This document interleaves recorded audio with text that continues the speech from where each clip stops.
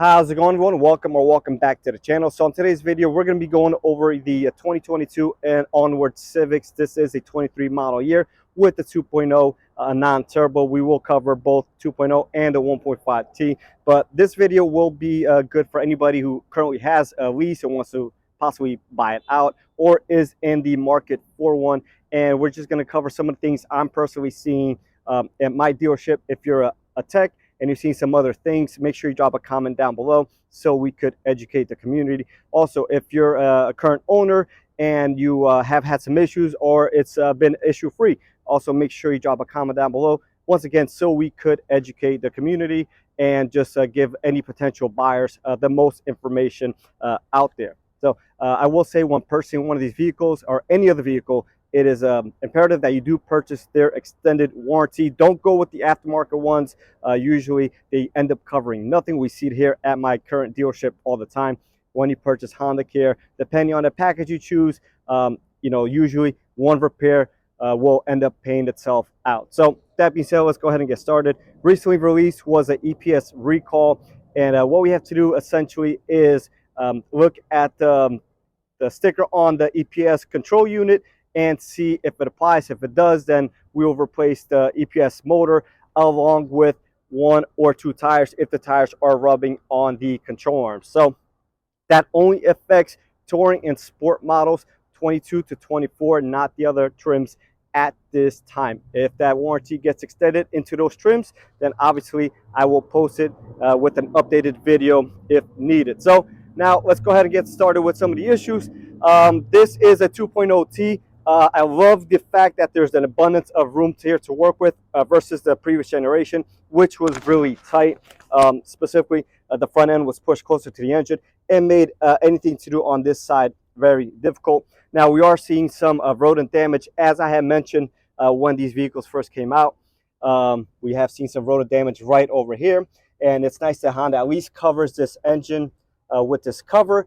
On a 1.5T, there is no cover, and they end up chewing either the CMP sensor, just like this one, slightly positioned differently, or some of the coil wires. Now, this isn't a Honda specific issue. Honda's not the only one using soy-based wiring, so people will like to comment that they aren't the only manufacturers doing this. So anytime there are exposed wires, that's going to leave room for rodents to come and chew on there, especially if you're in a colder environment like we are here in Jersey, and they are looking for warmth and anything in their way, especially if it's soy based, they're going to go at it. So just to get to wherever they need to be. And one quick way to tell is if you see rodent droppings or little prints, obviously something is going on that they usually like to chew around here, the battery, anything really in that nature. And once again, the 1.5T does have this exposed, so a lot of times it will chew multiple wires here. Honda did a pretty good job at enclosing all these wires. Now, speaking of 1.5Ts, if you've watched my channel or if you're a subscriber for a while, you know that I'm not a fan of them. I actually have a full video on what's going on with them and why they're blowing head gaskets and some ways to kind of prevent it or kick the bucket down the road. So if you are in the market for one of these vehicles, I would highly recommend getting the 2.0. These have been great engines, great transmissions. And the 1.5T coming from the previous generation have been horrific in the Civics, the Accords, CR-Vs, etc. And there's no reason that there will be any different in this newer generation Civic. Now, these cars are fairly new, so we haven't seen anything with crazy high mileage, although I'm sure in a year or two we will start seeing some head gasket issues in the 1.5T Civic. So that is that. We do see some warped rotors on these Civics. Not a lot. We've seen a couple cases, but that's pretty typical with Honda, whether it's pads leaving compound behind or the rotors warping to excessive heat. The result's the same. You're going to get a shaking while braking in your steering wheel, and that's fairly easy to fix. We've resurfaced the rotors and you are good to go. Now, these wheels are nice and black on this trim, which is nice, although when you curb them they look super ugly. If it's your typical aluminum looking wheel, the silver won't be as noticeable, but perfect example right over here. So that's going to look pretty awful versus your other colored wheels. Obviously not a issue specific to a Honda again, but just something if you're in the market for one of these vehicles and you just want to kind of take into consideration. So couple things. Initially, we were having some codes for these cameras right in here, and we were replacing them. Honda did come out with an update, so now it's just an update and not a replacement for that. We did see one AC condenser on the Civics. Again, a huge issue with the previous generation Civic and Accords. Hopefully that's not the trend going forward, and just the smallest pebble or rock would cause Freon to leak out. So they do have a warranty extension. So if it does become an issue for this, A, I'll update you, and B, hopefully Honda does have some sort of warranty extension. Hopefully that doesn't happen, but once again, I will keep you guys informed, as much as possible. So we've had a couple cases, and this isn't on Honda per se, but when the headlights are cracked from a front end collision and water penetrates them and they short, they end up causing a no start condition. So if you do have one of these vehicles, you have moisture in your headlights, whether it's a small crack or the light is obviously cracked and it's a big issue, then and your car isn't starting, simply come in here and plug your headlight right in here, and the vehicle should start, and you should be able to get to wherever you need to. Obviously, your headlight won't be working at that time, but at least your light will, your car will be running. So I've seen this probably 7 or 8 times already. I've actually made a video on it. Once again, it is in my video section if you guys would like to take a look at that. So moving on to the interior, pretty basic. We really haven't had any issues here, with the exception of mirrors falling. Sometimes it's just a matter of putting the mirror back on, or sometimes the way it's designed, we end up needing to replace the windshield.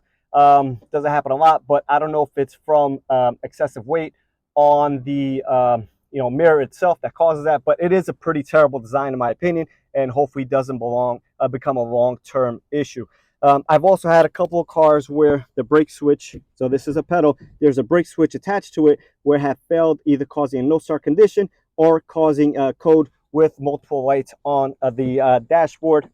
Let's go ahead and get this vehicle started here, and we'll get some real world miles per gallon for you. So 31.4 as we saw there, 31.4. Again, this is the 2.0 non-turbo. So initially when I made the video, when these cars first came out, I said this would become an issue.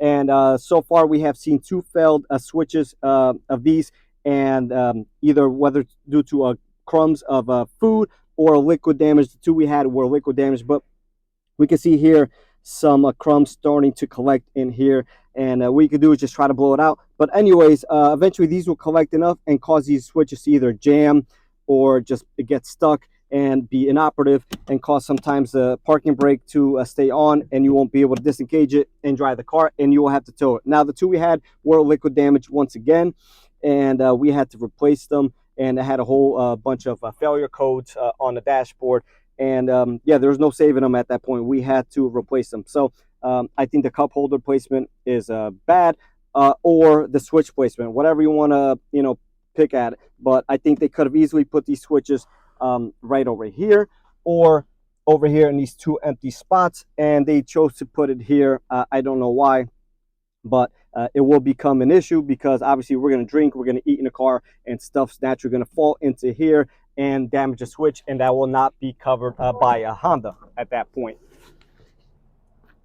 So overall, I think the vehicle, compared to the previous generation at this point, is doing much better, a lot more reliable than we had. We had a lot of recalls with the previous generation, and a lot bigger issues. These are all pretty simple fixes, and some of them being just updates, some of them being recalls, some parts replacement. But overall, I think if you're in the market for one of these vehicles, they are great cars. They look a lot better than the previous generation as well, and they offer a lot more space for the average technician or mechanic to work on them. So the mechanic will definitely appreciate that.